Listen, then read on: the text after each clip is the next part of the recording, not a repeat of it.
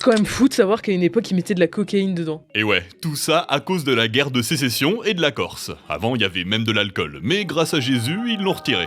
Oh, ok, l'abuseur, t'as pas besoin de te foutre de moi. Hein. Je sais que c'était un genre de médicament, mais y a rien d'autre. Non, je te jure, je suis hyper sérieux. C'est beaucoup plus compliqué que ce que les gens pensent. Oui, au 19e siècle, la cocaïne c'était une sorte de produit miracle. On l'utilisait comme anesthésiant, pour soigner des douleurs ou des troubles de l'humeur, on en mettait même dans les sirops pour la toux des gosses. Donc aussi pendant la guerre entre le nord et le sud. Mais à cette époque, c'est surtout la morphine et les opiacés qui faisaient des ravages. Au moins 10 millions de pilules à l'opium vont être distribuées à l'armée. Du coup, à la fin du conflit, un paquet de soldats se sont retrouvés dépendants. Surtout que c'était incroyablement facile de s'en procurer, il y avait pas vraiment de réglementation. On estime que vers 1900 aux USA, il y avait plus de 200 000 addicts aux opiacés. Et le coca, il arrive quand? J'y viens. John Pemberton, l'inventeur de la recette originelle, s'inspire d'une autre boisson hyper populaire qui vient de Corse, le vin Mariani. En gros, la base, c'est des feuilles de coca macérées dans du vin de Bordeaux. D'ailleurs, sa première version, il appelle ça le Pemberton's French Wine Cola. C'est un tonique miracle censé soigner plein de problèmes, de la constipation à l'impuissance, mais aussi guérir l'addiction à la morphine dont Pemberton souffrait lui-même. Ok, je comprends pour la Corse et la guerre, mais Jésus du coup. Bon, j'ai un peu abusé, c'est pas Jésus lui-même, mais le protestantisme. En fait, à peu près à la même époque, l'alcool s'était un peu mal vu aux USA. D'ailleurs, plusieurs États en avaient carrément interdit la vente. C'est ce qui va mener petit à petit à la prohibition généralisée. Et l'église protestante était à la tête du mouvement. C'est pour ça que Pemberton va retirer de l'alcool de sa boisson, pour être plus attrayant. La Corse, la guerre de sécession, et Jésus. T'es sûr que t'extrapoles pas un peu là? C'est l'effet papillon, Meili, la théorie du chaos. Même si tout ce qui se passe aujourd'hui est la conséquence directe de tout ce qui s'est passé avant, comme une longue suite d'événements logiques depuis le Big Bang, bah notre monde reste imprévisible. Chaque micro-détail a des conséquences, parfois gigantesques. Ok, mais alors c'est lesquels les plus incroyables? Viens, on joue à un jeu, je te montre un truc et tu dois deviner sa conséquence. Je commence. Ça, un bout de scotch sur une porte. Ok, j'ai pas du tout. Bah c'est la démission d'un président américain. En 1972, un gardien qui s'appelle Frank Wills patrouille dans le bâtiment du Parti démocrate, l'un des deux grands partis américains. Pendant sa ronde, vers 3h du matin, il passe devant une porte et remarque qu'il y a un petit bout de scotch sur la serrure. Ça pour l'empêcher qu'elle se ferme complètement. Sur le coup, il y pense pas grand chose. Il le retire, puis continue son chemin. Mais quand il passe devant la même porte au retour, le scotch est revenu. Il pense tout de suite à un cambriolage et appelle la police. Bah il avait presque raison, c'était une mission d'espionnage. Les intrus venaient de mettre des téléphones sur écoute et photographier des documents importants. Tout ça dans le but de favoriser la réélection de l'actuel président, Richard Nixon, membre du parti opposé. On est en pleine guerre du Vietnam et sa réputation était pas vraiment au beau fixe. Le plus fou, c'est que l'enquête aurait pu ne pas aboutir, parce que le gouvernement de Nixon a tout fait pour l'étouffer. C'est un informateur secret qui se fait appeler Deep Throat qui a lancé l'enquête journalistique. Est-ce qu'on sait qui c'était? La théorie la plus crédible, c'est Mark Felt, le numéro 2 du FBI à l'époque. En tout cas, toute l'affaire a abouti sur la démission de Nixon. C'est ce qu'on appelle le Watergate, le nom du bâtiment où a eu lieu le cambriolage. C'est aussi depuis ça qu'on met Gate à la fin des scandales. Conséquence de ce petit scotch, une vision plus critique de la presse, perte de confiance dans les politiques, démission de Nixon, ça a marqué l'histoire des États-Unis. Dans la même veine des événements politiques, il y a aussi cette interview. Also Privatreisen nach dem Ausland können ohne Vorliegen von Voraussetzungen, Reiseanlässe und Verwandtschaftsverhältnisse beantragt werden. Die Genehmigung werden kurzfristig erteilt. Cet homme, c'est le porte-parole de l'Allemagne de l'Est. Peu de temps avant que cette scène soit diffusée en direct à la télé, on lui a annoncé quelque chose d'incroyable. Après 28 ans d'existence, les restrictions pour traverser le mur de Berlin vont être réduites. Désormais, n'importe qui pourra passer sans condition. Fini la répression. Tout ça grâce aux manifestations répétées des pays de l'Est. L'annonce aurait dû s'arrêter là. Sauf qu'un journaliste lui demande. Lui n'en a absolument aucune idée. Alors il répond simplement. Das tritt nach meiner Kenntnis ist das sofort. Unverzüglich.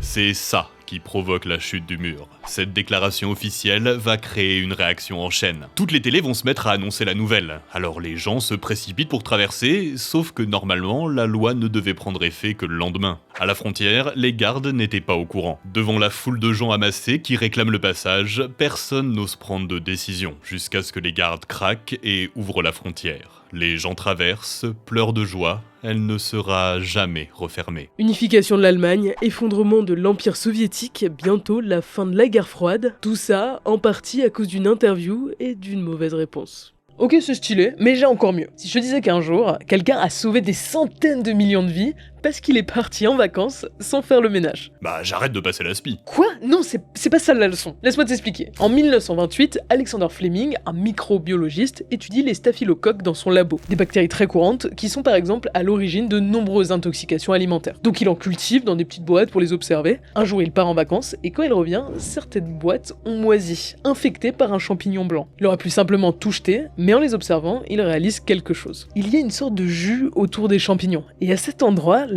le staphylocoque ne se développe pas. Il lui vient alors une idée. Si ça se trouve, cette substance est capable de repousser les bactéries. Il identifie le champignon, c'est du pénicillium. Alors il nomme son antibactérie la pénicilline. Soigner des infections avec des moisissures, ça a déjà été fait par le passé. Mais c'était un peu artisanal, voire carrément au pif. Là, on sait exactement ce que c'est. Il vient tout simplement de découvrir les antibiotiques, de changer l'histoire de la médecine, tout ça par hasard. Sauf que, ça va prendre du temps. L'année suivante, il publie ses recherches, mais la plupart des gens sont convaincus que c'est trop compliqué d'isoler la substance miracle de la moisissure. Donc elle n'a pas d'application médicale et sa découverte tombe dans l'oubli. Jusqu'à que 10 ans plus tard, une équipe de chercheurs d'Oxford retombe dessus et décide de mener à bien le projet. Ça va leur prendre 3 ans, mais ils vont y arriver. Le seul problème, c'est la production. Ils en font vraiment pas assez. Même en transformant leur labo en usine à pénicilline, avec des employés qui bossent à plein temps pour gérer la fermentation, c'est assez décevant. Pourtant, le produit est miraculeux. Le tout premier patient, par exemple, un officier de police qui avait des infections potentiellement mortelles, des abcès au visage, aux yeux et aux poumons, quand on lui a injecté, il a tout de suite commencé à aller mieux. Sauf que les réserves de produits s'épuisent trop vite. Il meurt quelques jours après l'arrêt du traitement. À cette époque, on est dans les années 40, la guerre fait rage en Europe, alors les scientifiques voyagent jusqu'aux USA afin de trouver comment produire des médicaments à grande échelle. Ils vont chercher de nouvelles méthodes, des souches plus rentables, on les fait muter. D'ailleurs, une des nouvelles trouvailles vient d'un melon moisi sur un marché aux fruits à côté. Puis les USA s'engagent dans la guerre. Ils vont avoir besoin d'une quantité astronomique de pénicilline, idéalement de quoi tenir pour le débarquement. Alors l'effort devient national. En quelques années, on est capable de produire plus d'une centaine de milliards d'unités par an. Encore aujourd'hui, c'est un antibiotique très utilisé qui a sauvé une quantité incalculable de vies. C'est un super exemple de sérendipité en fait. Faudrait qu'on fasse un épisode sur les plus grandes découvertes faites par erreur un jour. Pourquoi pas? En attendant, j'aimerais bien trouver un effet papillon encore plus incroyable que ça. Alors, c'est un autre domaine, mais j'ai peut-être une idée. L'opium a rendu la Chine communiste. On peut même dire que c'est à cause de cette drogue qu'elle est devenue aussi puissante.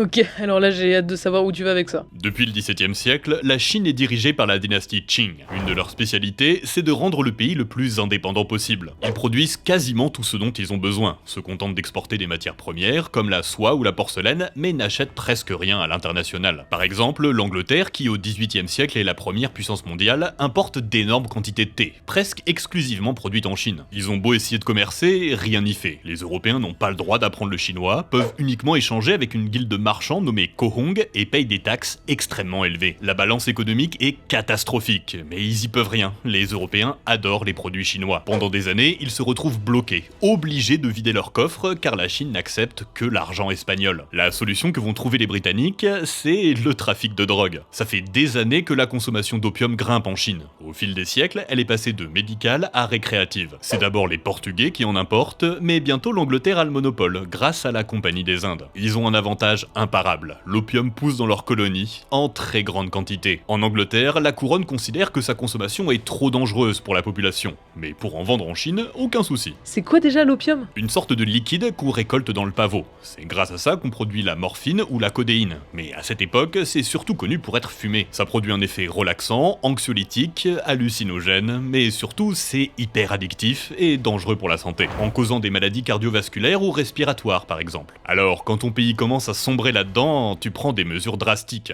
En 1796, la Chine va rendre complètement illégal le commerce dans ses frontières pour essayer d'endiguer l'épidémie. Sauf que ça n'a aucun effet. Le nombre de contrebandiers augmente, le nombre de consommateurs aussi. Au début du 19e, c'est plus de 1000 tonnes d'opium qui rentrent en Chine chaque année, entraînant dans son sillage corruption, désespoir, de nombreux morts et surtout la fin de la suprématie économique de la Chine sur l'Angleterre. Alors en 1838, l'empereur Dao Quang prend une décision qui va sceller le destin de la Chine en la plongeant dans ce qu'on appellera plus tard le siècle de la honte. Il nomme un représentant, Lin Zexu, pour éradiquer la menace que représente l'opium. Ce dernier va d'abord poser un ultimatum aux commerçants, avant de confisquer l'intégralité de ce qu'il peut trouver. Tout sera détruit publiquement sur la plage de la ville de Humen. À partir de là, les tensions ne vont faire qu'escalader. De nombreux petits conflits vont naître dans les ports commerciaux jusqu'à l'interdiction totale de l'accès aux marchands britanniques. L'Angleterre ne peut pas rester impuissante, elle a besoin que le commerce continue. Alors, elle lance l'offensive. La première guerre de l'opium commence. Presque 3 ans de conflit dominés par le Royaume-Uni qui vont aboutir sur le traité de Nanjing. La Chine cède Hong Kong et paye 21 millions de dollars de dettes pour les dommages de guerre et les marchandises détruites. Surtout, ils sont obligés d'ouvrir plus de ports pour faciliter le commerce. Ah bon, la première guerre, il y en a eu une autre? Ouais, comme tu peux le voir, ils discutent pas vraiment d'opium dans le traité. Ça reste de la contrebande. La Chine n'a pas eu d'autre choix que de céder, mais personne n'est heureux. Puis surtout, l'Angleterre aimerait encore étendre son pouvoir commercial. Alors, quelques années plus tard, ils trouvent une excuse après la saisie d'un bateau anglais et partent bombarder un port. Derrière, ils sont suivis par la France, les USA et l'Empire de Russie, tous très intéressés de pouvoir commercer avec la Chine. Cette fois, ça donne lieu à la Convention de Pékin, qui va quasiment légaliser le commerce d'opium. La consommation va continuer d'augmenter, touchant des millions de Chinois, fragilisant à la fois la stabilité économique du pays, mais aussi la puissance de son gouvernement. Évidemment, c'est pas l'unique événement en cause, mais c'est le point de départ de la transformation de la Chine, son opposition aux régimes économiques occidentaux étant depuis ce moment ancrée dans sa culture. Aucun doute que c'est un des facteurs les plus importants qui va mener le parti chinois à prendre le pouvoir et faire de ce pays ce qu'il est aujourd'hui. Ah ouais, tout ça parce que des Anglais ont forcé l'importation d'opium d'Inde en Chine. Enfin, en plus compliqué quand même. C'est quand même une dinguerie, hein. Et franchement, c'est loin d'être un cas isolé. S'il y a bien un truc qui façonne violemment notre histoire, c'est les guerres. Regarde, le meilleur exemple, c'est l'assassinat de François Ferdinand à Sarajevo. On peut carrément dire qu'il est à l'origine des 2 guerres mondiales. C'est pas rien. D'ailleurs, je suis presque sûr qu'il est mort à cause d'un sandwich. J'ai lu ça quelque part. Non, ça par contre c'est une légende, mais c'est presque aussi fou que la vérité. Figure-toi qu'il est mort à cause d'une erreur de trajet. En gros, en 1914, la situation est un peu tendue depuis quelques années. L'Empire austro-hongrois a pris le contrôle de la Bosnie-Herzégovine et ses habitants le vivent pas super bien. La situation n'est pas désespérée non plus, mais il y a un mouvement nationaliste qui émerge et pour eux, les États serbes doivent prendre leur indépendance. Son représentant le plus célèbre, c'est la Main Noire, une société secrète qui agit dans l'ombre et se charge de donner des armes à ceux qui ont envie de passer à l'action. C'est dans ce contexte qu'un groupe de jeunes se donne la mission de frapper un grand coup. L'heure des voulus se jette sur François Ferdinand, l'héritier du trône, qui est en déplacement à Sarajevo avec sa femme. Armés de pistolets et de bombes probablement fournis par la Main Noire, ils se rendent sur place et attendent l'arrivée du prince. Ils n'ont pas vraiment de plan précis, ils ne se sont pas entraînés, ils espèrent juste qu'une occasion se présente. À se demander comment ils ont réussi leur coup. Tu crois pas si bien dire, quand le cortège de voitures arrive devant eux, plusieurs hésitent, ils osent pas y aller. Le seul qui tente quelque chose lance un explosif, mais dans la précipitation, il rebondit sur la voiture royale et explose sur celle de derrière, blessant ses occupants et des gens dans la foule. L'assassin se jette alors dans la rivière et avale sa pilule de cyanure pour pas être attrapé. Sauf que sa pilule, elle fait rien, et que la rivière est pas profonde du tout, du coup on le récupère rapidement. Et ils ont continué la visite de la ville, même après une tentative d'attentat? Ouais, mais ils changent quand même de trajet pour s'assurer de la sécurité du couple. Ils vont plutôt longer le quai au lieu de passer par le centre. En plus, ça permettra d'aller à l'hôpital rendre visite aux victimes. Sauf que l'info n'est pas transmise correctement. Arrivé au croisement, les 2 premières voitures du cortège tournent au lieu de continuer sur le quai, suivies par la voiture du prince. Le général qui s'occupe de la sécurité du couple s'en rend compte et prévient le chauffeur qui s'arrête pour faire demi-tour. Par chance, exactement au même endroit, Gavrilo Princip, un jeune étudiant serbe, était posté juste là, avec une arme à la main. L'occasion est parfaite, il s'approche de la voiture à l'arrêt et tire sur le couple. Leurs blessures sont fatales. Le reste de l'histoire, tu la connais, mais c'est presque certain que si les chauffeurs avaient été informés correctement du changement de trajet, les choses se seraient passées différemment. François Ferdinand n'aurait peut-être pas été assassiné, il n'y aurait peut-être pas eu de guerre, ou au moins un conflit différent. Ce qui me rend fou quand je pense à tout ça, c'est de me dire qu'il y a forcément des choses qui se passent aujourd'hui, sous nos yeux, qui sont en train de décider de notre futur, sans qu'on sache quoi, ni comment. C'est vrai pour l'histoire du monde, mais aussi à plus petite échelle. Chaque jour, on prend des décisions, souvent minuscules, mais elles dessinent toutes de quoi sera fait notre lendemain. Et on le découvrira qu'au dernier moment.